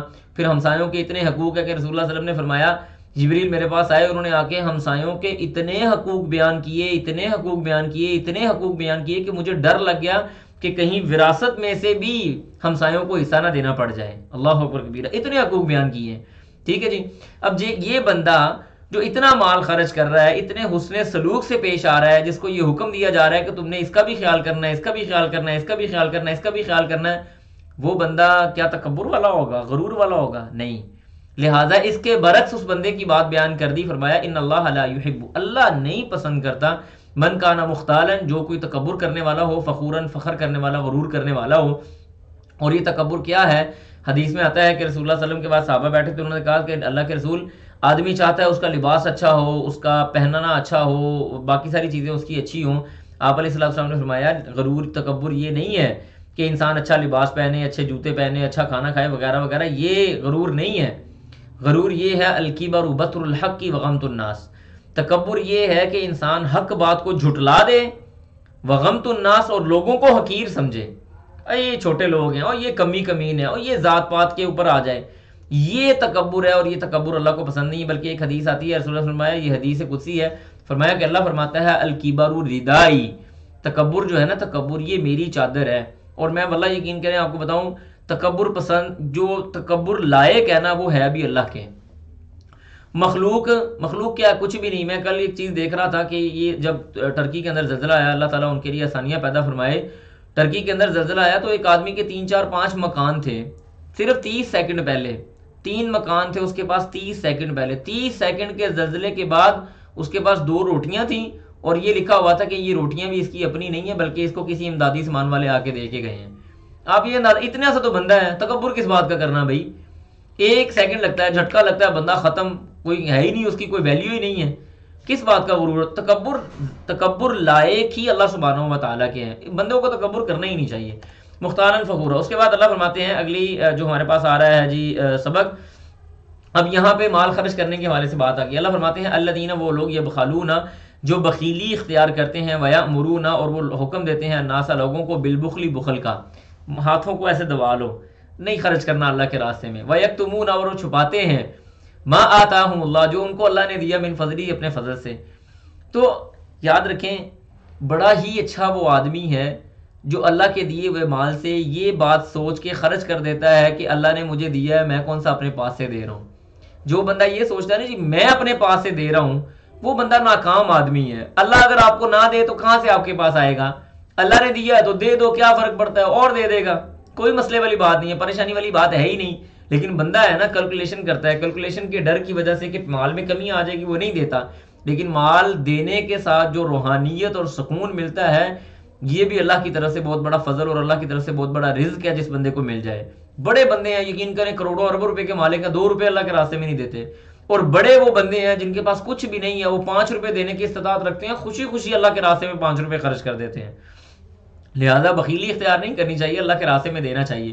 پھر آگے اللہ فرماتے ہیں وَأَعْتَدْنَا، اور ہم نے تیار کر رکھا ہے لِلْكَافِرِينَ، کافروں کے لیے، عذابًا، عذاب، مہیناً، رسوا کر دینے والا، ذلیل کر دینے والا۔ والذین، اور وہ لوگ، ينفقون، جو خرچ کرتے ہیں، اموالہم، اپنے مالوں کو، رئاء الناس۔ اب یہاں پہ سیکنڈ کیٹیگری آ گئی۔ پہلی کیٹیگری کیا کہ مال خرچ ہی نہیں کر رہے، دوسری کیٹیگری کیا ہے جو خرچ تو کر رہے ہیں لیکن لوگوں کو دکھانے کے لیے کر رہے ہیں۔ درمیان والا بندہ کون سا ہے؟ جو مال خرچ کرتا ہے اور لوگوں کو دکھاتا نہیں ہے، خالصتاً اللہ کی رضا اور اس کی خوشنودی کے لیے کر رہا ہے۔ اللہ فرماتے ہیں والذین، اور وہ لوگ، ينفقون، جو خرچ کرتے ہیں، اموالہم، اپنے مالوں کو، رئاء الناس، لوگوں کو دکھانے کے لیے، ولا یؤمنون، اور وہ نہیں ایمان لاتے، باللہ، اللہ پر، ولا بالیوم الاخر، اور نہ ہی آخرت پہ وہ لوگ ایمان رکھتے ہیں۔ ومن یکن الشیطان، ومن، اور جس کا، یکن، ہو جاتا ہے، الشیطان، شیطان، لہو، اسی کا، قریناً، دوست، فساء قرینا، تو وہ بہت برا دوست ہے۔ ایسے بندے کا دوست شیطان ہو جاتا ہے، اس کا ساتھی شیطان ہو جاتا ہے، اور جس کا ساتھی شیطان ہو نا اس کا تو کوئی حال نہیں ہے، وہ تو ختم ہو گیا۔ وہ شیطان اس کی ساری نیکیاں اچک کے لے گیا، کھا پی گیا اس کی نیکیاں۔ جس کا ساتھی شیطان ہو جائے اس کو کسی اور کی کیا، اس کو نقصان دینے کے لیے اور کوئی چیز ضروری نہیں ہے، اس کو اس کی اپنی ذات ہی نقصان دینے کے لیے کافی ہے۔ پھر اس کے بعد اللہ فرماتے ہیں وَمَاذَا عَلَيْهِمْ، اور کیا ہے علیہم، ان لوگوں کے لیے، لو آمنوا، وَمَاذَا، اور کیا مسئلہ ہے، کیا ہی اچھا ہوتا ہے، یا علیہم، ان پر، لو آمنوا، اگر وہ ایمان لاتے، باللہ، اللہ پر، والیوم الاخر، اور آخرت پر، وانفقوا، اور وہ خرچ کرتے، مما، اس چیز سے، رزقهم اللہ، جو اللہ نے ان کو رزق دیا، وکان اللہ، اور ہے اللہ تعالیٰ، بہم، ان کے ساتھ، علیماً، جاننے والا، یعنی ان کو اللہ تعالیٰ بڑا خوب جاننے والا ہے۔ یعنی لوگوں کو کیا ہے، کیا مسئلہ ہے لوگوں کے اوپر کہ وہ اللہ پر ایمان لے آتے، ان کو کیا پریشانی تھی، کوئی ان کے لیے مسئلے والی بات تو نہیں تھی۔ پھر اس کے بعد اللہ فرماتے ہیں ان اللہ، بے شک اللہ تعالیٰ، لا یظلم، نہیں وہ ظلم کرتا، مثقال ذرۃ، ایک ذرے کے برابر۔ یہ جو ذرہ ہے نا اس کی تعریف بعض علماء نے یہ کی ہے کہ جب جیسے ہم کوئی کھڑکی کھولتے ہیں، کوئی دروازہ کھولتے ہیں، تو اس میں سے سورج کی ایک روشنی اندر آ رہی ہوتی ہے، یہ سورج کی ایک کرن اندر آ رہی ہوتی ہے، تو آپ دیکھیں اس سورج کی کرن کے اندر ہمیں چھوٹے چھوٹے ذرات نظر آتے ہیں، ہوا میں اڑتے ہوئے چھوٹے اس سورج کی روشنی کے اندر دکھائی دیتے ہیں۔ تو ذرہ سے مراد وہ والے ذرات ہیں جن کو ہم ڈائریکٹ آنکھ سے اتنی جلدی دیکھ نہیں سکتے، وہ سورج کی ان روشنی یا کرنوں کے اندر ہمیں نظر آتے ہیں۔ اللہ تعالیٰ اتنا بھی لوگوں کے اوپر ظلم نہیں کرتا۔ وَإِن تَكُ حَسَنَةً، اور اگر کوئی نیکی ہے، یعنی اگر کوئی بندہ نیکی کر رہا ہے، وَإِن تَكُ، اور اگر ہے حَسَنَةً کوئی نیکی، يُضَاعِفْهَا، وہ اس کو بڑھاتا ہے، وَيُؤْتِ، اور وہ دیتا ہے، مِن لَدُنْهُ، اپنی طرف سے، أَجْرًا عَظِيمًا، بہت بڑا اجر اللہ سبحانہ و تعالیٰ دیتا ہے اپنی طرف سے۔ دیکھیں اللہ سبحانہ و تعالیٰ نے فرمایا من جاء بالحسنۃ فلہ عشر امثالها، جو بندہ نیکی کرتا ہے نا اس کو 10 گنا نیکی کا اجر ملتا ہے۔ ومن جاء بالسیئۃ فلا یجزى الا مثلها، اگر کوئی بندہ برائی کرتا ہے تو اس کو برائی کے بقدر ہی گناہ ملتا ہے، زیادہ نہیں ملتا۔ بلکہ ایک حدیث آتی ہے، رسول اللہ صلی اللہ علیہ وسلم نے فرمایا آدمی جب کوئی نیکی کا ارادہ کرتا ہے نا تو اللہ فرشتوں کو کہتے ہیں اس کی نیکی لکھ لو، اس کی نیکی لکھ لی جاتی ہے۔ پھر وہ بندے نے نیکی ابھی کی نہیں، اس کو درمیان میں کوئی کام پڑ گیا، اس نے نیکی ترک کر دی، لیکن اس کو اس نیکی کی نیت کرنے کا اجر لکھوا دیا گیا۔ لیکن اگر کوئی بندہ برائی کا ارادہ کرتا ہے، فرشتے فٹافٹ کلمے سیدھی کرتے ہیں، جی برائی کا ارادہ لکھنا ہے، اللہ کہتا ہے صبر صبر صبر صبر، ابھی نہیں، تھوڑا رکو، دیکھنے دو، ہو سکتا ہے ترک کر دے، چھوڑ دے، اللہ کو تو پتا ہے، لیکن اللہ فرشتوں کے لیے کہہ رہے ہیں چلو تھوڑا صبر کر لو۔ پھر وہ بندہ برائی کا ارادہ ترک کر دیتا ہے، برائی کو چھوڑ دیتا ہے، اللہ اس کے لیے پھر نیکی لکھواتے ہیں کہ اس نے برائی کا ارادہ ترک کر دیا۔ لیکن اگر وہ برائی کر لیتا ہے تو اللہ کہتے ہیں اچھا تھوڑا سا اور انتظار کرو، ہو سکتا ہے رجوع کر لے، ہو سکتا ہے توبہ کر لے، ہو سکتا ہے ندامت پیدا ہو جائے، ہو سکتا ہے میری طرف لوٹ آئے، میں اس کا مالک ہوں، میں اس کا خالق ہوں، تھوڑا صبر کر لو، کوئی بات نہیں، یہ میری طرف آ جائے گا ابھی۔ تو اللہ سبحانہ و تعالیٰ فرشتوں کو روکتے ہیں، بندہ توبہ نہیں کرتا تو پھر اللہ کہتے ہیں اچھا تو چلو ٹھیک ہے، پھر جتنا اس نے گناہ کیا نا بس اتنا ہی لکھنا، دیکھو ایک لفظ بھی زیادہ نہ ہو۔ یہ اللہ کی محبت ہے اپنے بندے کے ساتھ، اللہ اکبر کبیرہ۔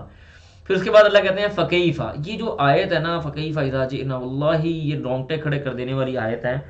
اللہ فرماتے ہیں فکیفا، پس کیا حال ہوگا بندوں کا، یعنی کیسی کیفیت ہوگی، اذا جئنا جب ہم لائیں گے، من کل امت ہر ایک امت سے، بشہیدن گواہ، وجئنا اور ہم لائیں گے، بیکا آپ کو، علی ہؤلاء ان سارے گواہوں کے اوپر، شہیدن گواہ، یعنی قیامت کے دن اللہ تعالیٰ امتوں کو اکٹھا کرے گا۔ یعنی یہ حدیث آتی ہے عبداللہ ابن مسعود کو، اللہ کے رسول، یعنی بعض صحابہ کی آوازیں بڑی اچھی تھی، رسول اللہ صلی اللہ علیہ وسلم بعض صحابہ سے قرآن کو سنا کرتے تھے، لہٰذا قرآن کو سننا بھی سنت ہے، اچھی آواز والے قاری کو سننا بھی سنت ہے۔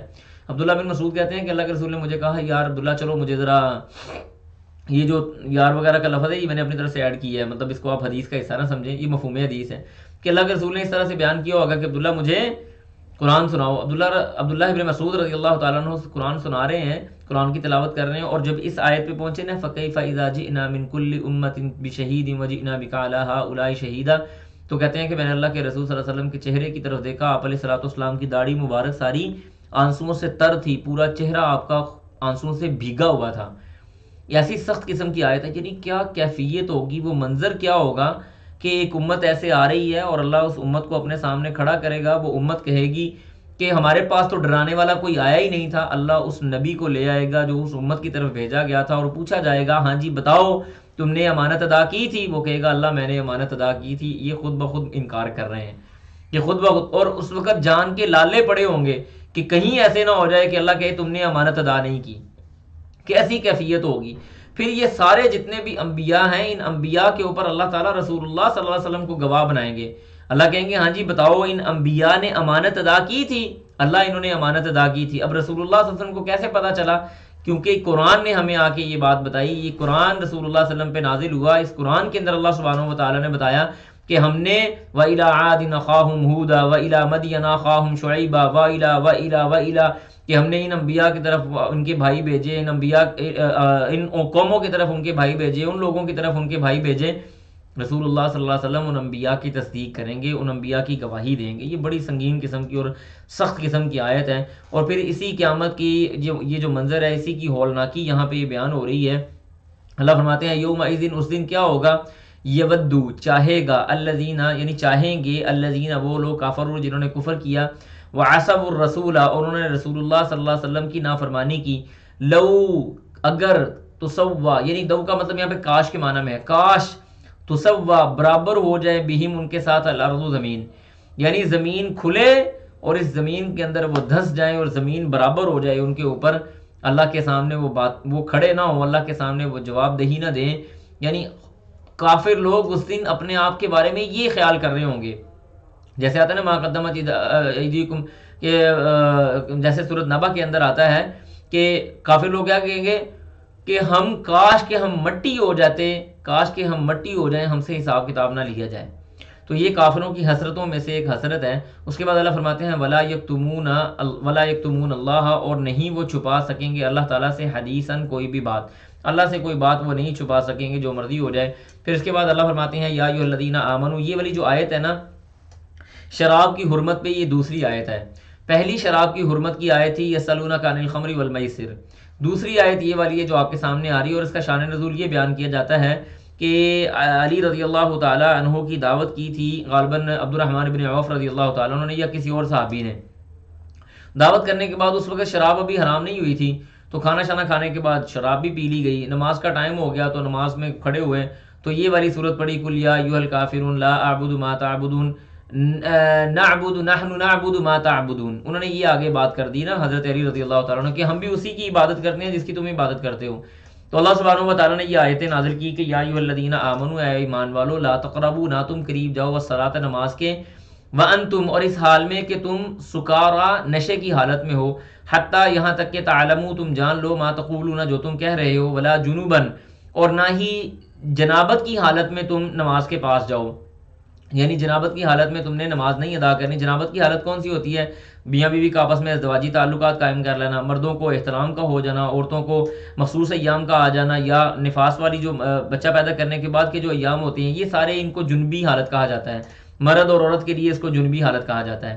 تو اللہ فرماتے ہیں کہ ولا جنبن، اور نہ ہی جب تم جنبی ہو، الا، مگر، عابری سبیل، اگر یعنی مسافر ہو، حتیٰ تغتسلوا، یہاں تک کہ تم غسل کر لو۔ یعنی مسافر ہے تو اس کا مطلب یہ نہیں ہے کہ مسافر آدمی یہ کام کر سکتا ہے، اس کا مطلب یہ ہے کہ مسافر آدمی کو تھوڑی سی ڈھیل ہے کہ وہ تھوڑا سا ٹائم دیکھ لے، اگر اس کو پانی مل جاتا ہے تو وہ غسل کرے، اگر پانی نہیں ملتا تو پھر اس کے بعد وہ تیمم کرے، جیسے آگے باتیں آ رہی ہیں۔ تو تم نے کرنا کیا ہے؟ حتیٰ تغتسلوا، یہاں تک کہ تم غسل کر لو۔ وَإِن كُنتُم مَرْضَىٰ، اور اگر تم مریض ہو، او عَلَىٰ سَفَرٍ، یا سفر میں ہو، او جاء احد، یا کوئی آیا ہے، منکم، تم میں سے، من الغائط، رفع حاجت کے بعد، او لامستم النساء، یا عورتوں سے ازدواجی تعلقات قائم کرنے کے بعد، فلم تجدوا، پس تم اگر نہیں پاتے، ماء، پانی، فتیمموا، تو تم تیمم کر لو، صعیدا طیبا، پاکیزہ مٹی کے ساتھ، فامسحوا، تم مسح کرو، بوجوہکم، اپنے چہروں کا، وایدیکم، اور اپنے ہاتھوں کا، یعنی اپنے ہاتھوں پر، چہروں پہ مس کر لو۔ عمار ابن یاسر رضی اللہ تعالیٰ عنہ کہتے ہیں کہ یہ آیت میرے بارے میں نازل ہوئی کہ میں کسی راستے میں تھا، سفر میں تھا، تو میں یعنی مجھے حالت جنابت آ گئی، میرے اوپر غسل فرض ہو گیا، تو کہنے لگے کہ میں اب مجھے پانی نہ ملا تو تیمم کا مجھے طریقہ نہیں پتا تھا، تو میں پوری مٹی میں ایسے لوٹ پوٹ ہوا جیسے کوئی گدھا لوٹ پوٹ ہوتا ہے، یعنی مثال انہوں نے بتائی کہ جیسے ایسے گدھا گھومتا ہے، میں اس طرح سے مٹی کے اندر ایسے ایسے گھوما اور پورے جسم پہ، منہ پہ، ہر جگہ پہ مٹی ڈال لی کہ شاید یہ غسل ہے مٹی کا۔ پھر اللہ کے رسول کے پاس جب آئے تو آ کے ان سے یہ بات کی، تو آپ نے فرمایا تمہارے لیے ایک دفعہ ایسے ہاتھ مارنا یا 2 دفعہ ہاتھ مارنا یہ کافی ہوتا، یعنی ایک دفعہ ہاتھ مار کے آپ ایسے کر لیں، اس کے بعد پھونک مار کے اپنے چہرے پہ ڈال لیں، یعنی پھونک مار لیں یا نہ ماریں، جس طرح سے بھی ہے۔ تو مسح کا طریقہ یہی ہے، یہ جو ہمارے یہاں تک لے جاتے ہیں اور سر پہ مسح کرنا شروع کر دیتے ہیں اور کانوں کا بھی مسح شروع کر، یہ مٹی کے ساتھ تیمم جو ہے نا وہ اس طرح سے نہیں ہوتا۔ اس کا مطلب یہ ہے کہ بس اپنے ہاتھوں کو اس طرح سے کریں اور چہرے کے اوپر اس طرح سے کر لیں۔ وَأَيْدِيَكُمْ بِوُجُوهِكُمْ وَأَيْدِيَكُمْ إِنَّ اللَّهَ، بے شک اللہ تعالیٰ، کانا ہے، عفواً، درگزر کرنے والا، غفوراً، معاف کرنے والا۔ پھر اس کے بعد اللہ فرماتے ہیں الم ترى، کہ آپ نے نہیں دیکھا، الی الذین، ان لوگوں کی طرف، اوتوا، جن کو دیا گیا، نصیباً، حصہ، من الکتاب، کتاب سے، یعنی یہودی علماء کے بارے میں بات ہو رہی ہے۔ تو انہوں نے کیا کیا؟ یشترون الضلال، انہوں نے گمراہی کو خرید لیا، ویریدون، اور وہ چاہتے ہیں، ان تضلوا، کہ وہ آپ کو بھی کہیں دور دراز لے جائیں، یا سبیلا، راستے سے۔ ان کا ارادہ یہ ہے کہ وہ آپ کو بھی راستے سے ہٹا دیں، خود تو وہ ہٹے ہی ہٹے ہیں، خود تو انہوں نے اللہ کی آیتوں کو جھٹلایا، اللہ کی آیتوں کو بیچا ہی بیچا ہے، لیکن وہ چاہتے یہ ہیں کہ آپ بھی اللہ کے راستے سے تھوڑا ہٹ جائیں۔ واللہ، اور اللہ تعالیٰ، اعلم، وہ جانتا ہے، باعدائکم، آپ کے دشمنوں کو، وکفی باللہ ولیًا، اور اللہ کی دوستی کافی ہے، وکفا، اور کافی ہے، باللہ، اللہ تعالیٰ، ولیًا، دوست۔ جس بندے کا دوست اللہ ہو جائے نا، اس بندے کے نہ تو راز فاش ہوتے ہیں، نہ اس کو لوگوں کے سامنے خفگی کا اظہار کرنا پڑتا ہے۔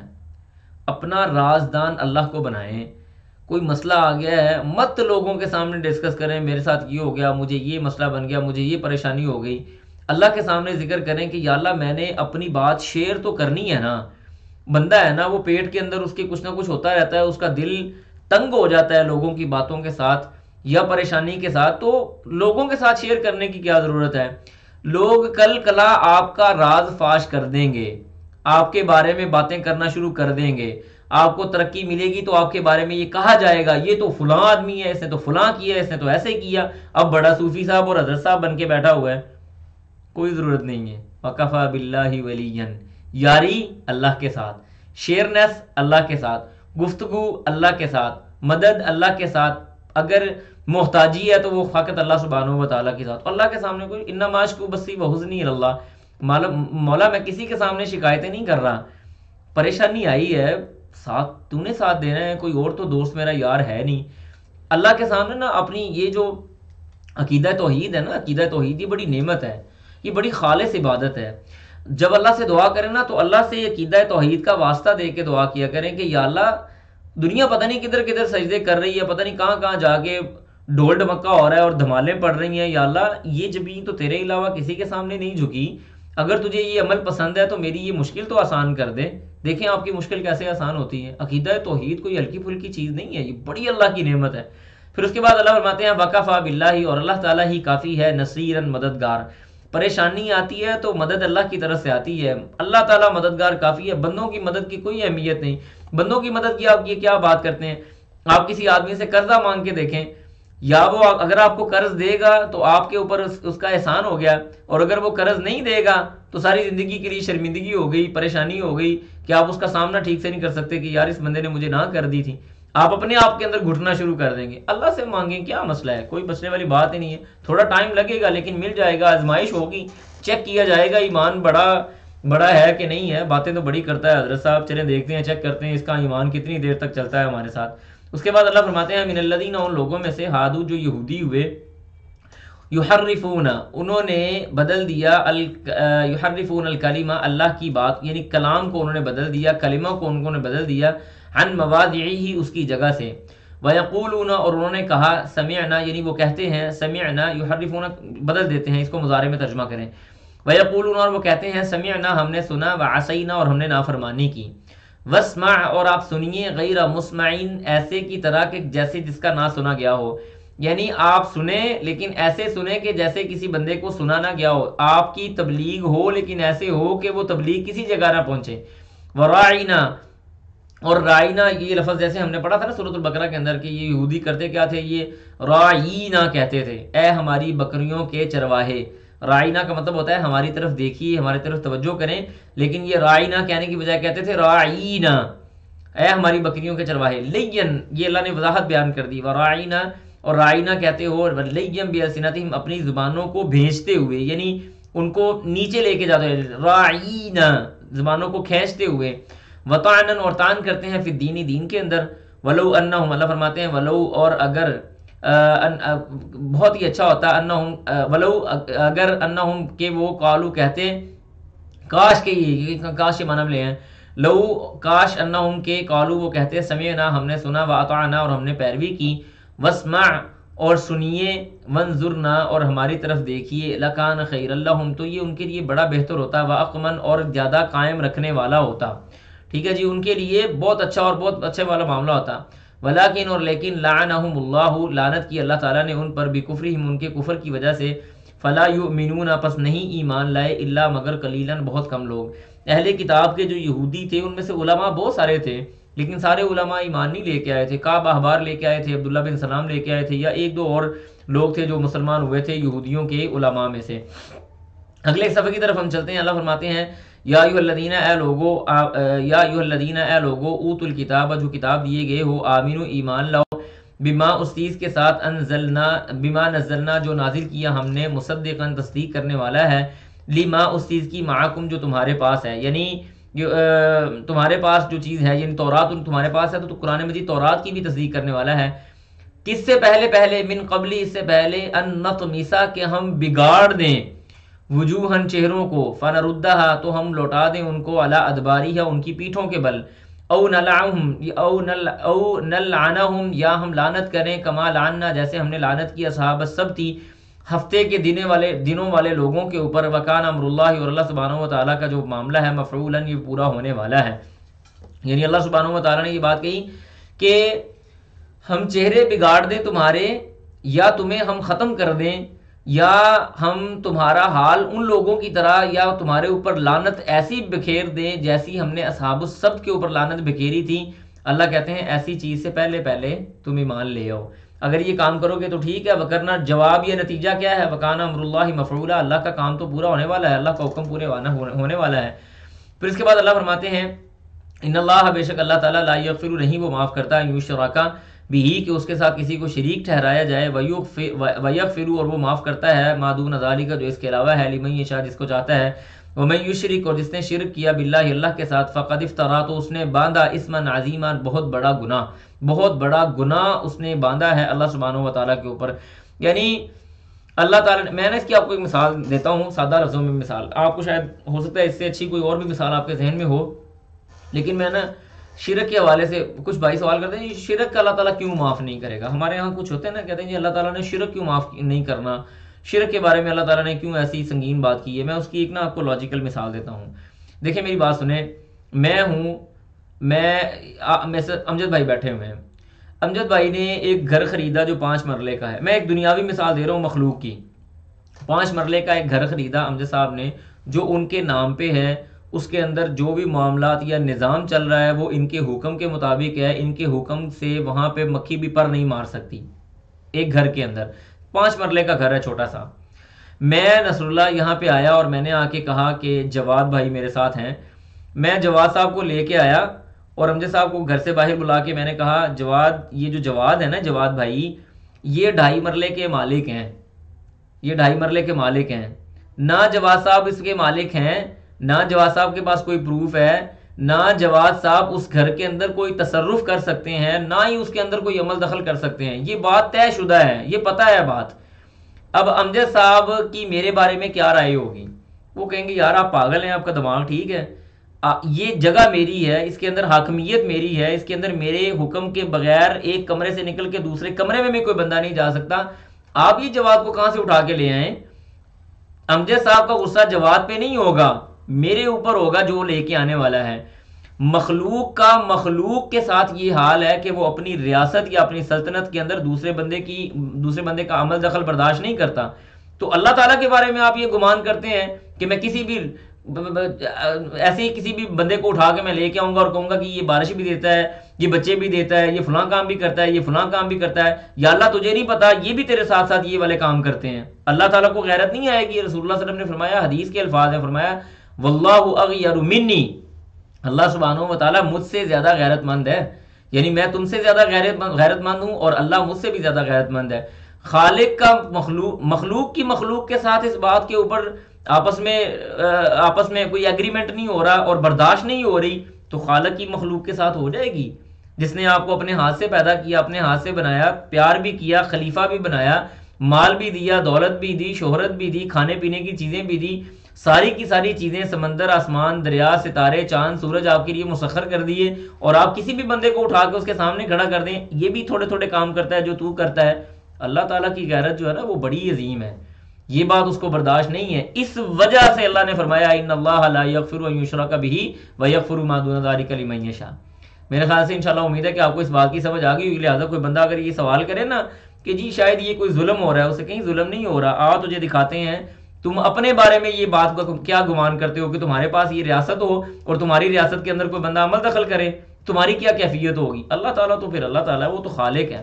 اس کے بعد اللہ فرماتے ہیں کہ اگلی آیات کے اندر اللہ فرماتے ہیں الم ترا, کیا آپ نے نہیں دیکھا, الا الذین, ان لوگوں کی طرف, یزکون, انہوں نے تزکیہ کیا, انفسہم, اپنے آپ کا, یعنی وہ اپنے آپ کا خود ہی تزکیہ کر رہے ہیں. اللہ نے قرآن میں فرمایا فلا تزکوا انفسہم, اپنے آپ کو پاک باز نہ بیان کرو. یہ نہ کہو جی میں بڑا حضرت صاحب ہوں, میں بڑا نیک آدمی ہوں, میں نے فلاں کام کبھی نہیں کیا, میں نے یہ والی چیز کبھی نہیں کی, میں نے ایسے کبھی نہیں کیا. کبھی کوئی ضرورت نہیں ایسی چیزوں میں جانے کی. آپ کی ان لوگوں کے بارے میں کیا رائے ہے جو اپنے تزکیہ خود ہی کرتے پھر رہے ہیں؟ بل اللہ, بلکہ اللہ تعالیٰ یزکی, وہ تزکیہ کرتا ہے, وہ پاک کرتا ہے, من یشاء, جس کو چاہتا ہے, ولا یظلمون, اور نہیں وہ ظلم کرتا, ولا ہی وہ ظلم کیے جائیں گے, فتیلن, ایک فتیلہ کہتے ہیں دھاگے کے برابر, ایک دھاگے کے برابر. ایک کھجور کی جو گٹھلی تھی, آخر پہ اس سبق کے آخر میں انشاءاللہ ان ساری چیزوں کے درمیان میں جو فرق ہے نا وہ آپ کو بتاؤں گا. فتیلہ کہتے ہیں یعنی جو درمیان میں دھاگا ہوتا ہے نا, اس دھاگے, کھجور کی گٹھلی کے اندر دھاگا ہوتا ہے, اس دھاگے کے برابر بھی. اس کے بعد اللہ فرماتے ہیں انظر, دیکھیے, کیفا, کیسے, یفترون, انہوں نے باندھا, اللہ, اللہ تعالیٰ پر, الکاذب, جھوٹ, وکفا, اور کافی ہے, بھی, اس کا, اسمن مبینہ, واضح یہ جو گناہ ہے نا یہی اس کے لیے کافی ہے. یعنی انسان کا اللہ سبحانہ و تعالیٰ کے ساتھ شرک کرنا اور اپنا تزکیہ خود بخود ہی کرتے رہنا, اللہ فرماتے ہیں یہ جو گناہ ہے نا یہ گناہ ہی اس کے لیے کافی ہے. اس کے بعد وکفا بھی اسم مبینہ. اس کے بعد اللہ فرماتے ہیں الم ترا, کیا آپ نے نہیں دیکھا, الی الذین, ان لوگوں کی طرف, اوتوا, جن کو دیا گیا, نصیبا, حصہ, من الکتاب, کتاب سے, یؤمنون, وہ ایمان لاتے ہیں, بالجبتی, جبت کے ساتھ, والطاغوت, اور طاغوت کے ساتھ. جبت سے مراد نہ ایسے بت ہیں جیسے کہانت ہوگی, جادوگری ہوگی, یہ بت کے ایک طرح سے راستے ہیں. اور طاغوت سے مراد ہے کہ ہر وہ راستہ یا ہر وہ معبود باطل جو انسان کو اللہ سبحانہ و تعالیٰ سے دور کر دے. وَيَقُولُونَ, اور وہ کہتے ہیں, لِلَّذِينَ, ان لوگوں کے لیے, یعنی یہودیوں کی بات ہو رہی ہے, خود تو وہ بتوں پہ بھی ایمان رکھ کے بیٹھے تھے، جادو کے اوپر بھی ایمان رکھ کے بیٹھے تھے، کہانت کے اوپر بھی ایمان رکھ کے بیٹھے تھے، اللہ کے علاوہ باقی لوگوں کے اوپر بھی ایمان رکھ کے بیٹھے تھے، اور کہتے پتہ کیا تھے، وَيَقُولُونَ، اور وہ کہتے ہیں، لِلَّذِينَ، ان لوگوں کے لیے جو کفروا، جنہوں نے کفر کیا، اپنے علاوہ جو باقی کافر لوگ ہیں نا ان کے بارے میں وہ کہتے تھے، ہَؤُلَاءِ، یہ ہیں، اہدا، زیادہ ہدایت والے، من الذین، ان لوگوں سے، آمنوا، جو ایمان والے ہیں، سبیلا، راستے پر، یعنی جو صحیح راستے پہ، سیدھے راستے پہ چلنے والے لوگ ہیں نا، وہ کہتے ہیں کہ یہ ان سے زیادہ ہدایت پہ ہیں، کافر زیادہ ہدایت پہ ہیں ایمان والوں کی نسبت۔ اللہ فرماتے ہیں اولئک، یہی ہیں، الذین، وہ لوگ، لعنہم اللہ، لعنت کی اللہ تعالیٰ نے ان پر، ومن یلعن اللہ، اور جس پر اللہ تعالیٰ لعنت کر دے، فلن تجد، پس نہیں آ پائیں گے، لہو، اس کے لیے، نصیرن، کوئی مددگار۔ لعنت کی ڈیفینیشن اگر آپ کو یاد ہو تو میں نے آپ کو بتائی تھی، لعنت کی ڈیفینیشن یہ ہے کہ کسی کو اللہ کی رحمت سے دور کر دیا جائے، یعنی کسی چیز کو اللہ کی رحمت سے دور کر دیا جائے، یہ لعنت ہے۔ اس کے بعد اللہ فرماتے ہیں، ام لہم نصیب، ام یا لہم، ان کے لیے ہے، نصیب، نصیب، من الملک، کی بادشاہت میں، اگر، یعنی اگر کے معنی میں کر لیں، اللہ فرماتے ہیں اگر اہل کتاب کے پاس، لہم، اگر ہوتا، نصیب، ان کوئی حصہ، من الملک، کی بادشاہت میں، اگر ان کے پاس بادشاہت کے اندر سے کچھ حصہ ہوتا نا، فلا یؤتون، پس وہ نہ دیتے، الناس، لوگوں کو، نقیرا، نقیر کہتے ہیں کھجور کی گٹھلی کے اندر جو شگاف ہوتا ہے نا، وہ جو کھڈا سا پڑا ہوتا ہے درمیان میں، اس شگاف کے بقدر بھی مال وہ لوگوں کو نہ دیتے۔ اللہ نے ان کو بادشاہت میں کوئی حصہ نہیں دیا۔ پھر اس کے بعد اللہ تعالیٰ انسانی رویوں کا تذکرہ کر رہے ہیں، فرمایا، ام یحسدون الناس، کیا وہ لوگوں سے حسد کرتے ہیں، علی، اس بات پر، ما آتاہم اللہ، جو ان کو دیا اللہ تعالیٰ نے، من فضلی ہی، اپنے فضل سے، فقد آتینا، پس تحقیق، آتینا، ہم نے دیا، آل ابراہیم، ابراہیم علیہ السلام کی آل کو، الکتاب، کتاب، والحکمہ، اور حکمت، وآتیناہم، اور دیا ہم نے ان کو، ملکا عظیما، بہت بڑی بادشاہت۔ یہ نبوت کی بادشاہت کی طرف اشارہ ہے کہ آل ابراہیم کے اندر اللہ سبحانہ و تعالیٰ نے نبوت کا ایک پورا دورہ چلایا، اسحاق علیہ السلام سے لے کے نیچے عیسیٰ علیہ السلام تک، پھر اس کے بعد رسول اللہ صلی اللہ علیہ وسلم، یہ سارے آل ابراہیم ہیں، کہ ابراہیم علیہ السلام، نبی علیہ السلام آل اسماعیل سے آئے، اسماعیل بھی ابراہیم کے بیٹے، اور باقی جو انبیاء تھے وہ بھی اسحاق علیہ السلام سے آگے نکلے، اور وہ بھی ابراہیم علیہ السلام کے بیٹے۔ تو اللہ فرماتے ہیں کہ ہم نے ابراہیم علیہ السلام کو کتاب بھی دی، حکمت سے بھی نوازا، اور سب سے بڑی بادشاہت دی، اور سب سے بڑی بادشاہت اللہ کے ہاں مال و زر کی نہیں ہوتی، سب سے بڑی بادشاہت اللہ سبحانہ و تعالیٰ کے ہاں نبوت کی ہوتی ہے، اور نبوت کا سلسلہ ختم ہونے کے بعد سب سے بڑی بادشاہت اللہ تعالیٰ کے ہاں علم کی بادشاہت ہے۔ اللہ نے فرمایا، العلماء ورثۃ، رسول اللہ صلی اللہ علیہ وسلم نے فرمایا، العلماء ورثۃ الانبیاء، کہ جو علماء ہیں نا یہ انبیاء کے وارث ہیں۔ تو بادشاہت اصل میں علم کی بادشاہت ہے۔ امام شافعی رحمہ اللہ کا قول ہے، وہ کہتے ہیں کہ اگر ان بادشاہوں کو یہ پتہ چل جائے نا کہ ہم کتنے پرسکون ہیں، تو یہ اپنے مال اور اولاد اور اپنی جنگی ہتھیاروں کو لے کے ہمارے ساتھ لڑائی کرنے آ جائیں کہ یہ سکون ہمیں دے دو۔ علم انسان کو اطمینان دیتا ہے، انسان کو سکون دیتا ہے، اس کو ریلیکس رکھتا ہے، اس کو پریشان ہونے سے بچاتا ہے، اس کو ڈپریشن میں جانے سے بچاتا ہے، اس کو ہائپر ٹینشن میں جانے سے بچاتا ہے، اس کو فرسٹریشن سے بچاتا ہے۔ علم انسان کے لیے اتنی بڑی نعمت ہے، اور انبیاء کے سلسلے کے بعد یہ علماء کو اللہ سبحانہ و تعالیٰ نے بادشاہت اور فضیلت دی ہوئی ہے۔ اب یہ ہماری سبق تو یہاں پہ ہمارا الحمدللہ مکمل ہو گیا۔ یہ تھوڑا سا فرق آ گیا ہے جس کے بارے میں بھی بات ہو رہی تھی کہ یہ دیکھیں، یہ جو ہے نا قطمیر ہوتی ہے، وہ چھلکا، یہ چھلکا تو آپ نے دیکھا نا، جو ہم اسے چھلکا نکالتے ہیں ایسے، اس میں سے یہ چھلکا ہوتا ہے، اور یہ فتیلہ کہتے ہیں، وہ جو میں نے آپ کو بتایا کہ کھجور کی گٹھلی کے درمیان میں وہ جو دھاگا ہوتا ہے اس کو نکالا جائے، وہ فتیلہ ہے۔ پھر اس کے بعد آ جاتا ہے یعنی نقیر اس کو کہتے ہیں جو کھجور کی گٹھلی کے درمیان میں شگاف ہوتا ہے، اس کو نقیرہ کہا جاتا ہے۔ ولا یاتون الناس نقیرہ، اللہ کہتے ہیں کہ کھجور کی گٹھلی کے بقدر بھی یہ لوگوں کو مال نہ دیتے۔ تو انشاءاللہ یہاں پہ ہمارا جو سبق ہے وہ الحمدللہ اللہ کی مدد توفیق کے ساتھ اختتام پذیر ہوا۔ کل کے سبق میں انشاءاللہ باذن اللہ حاضری ہوگی۔ سبحانک اللہم و بحمدک، نشہد ان لا الہ الا انت، نستغفرک و نتوب الیک۔ والسلام علیکم ورحمۃ اللہ وبرکاتہ۔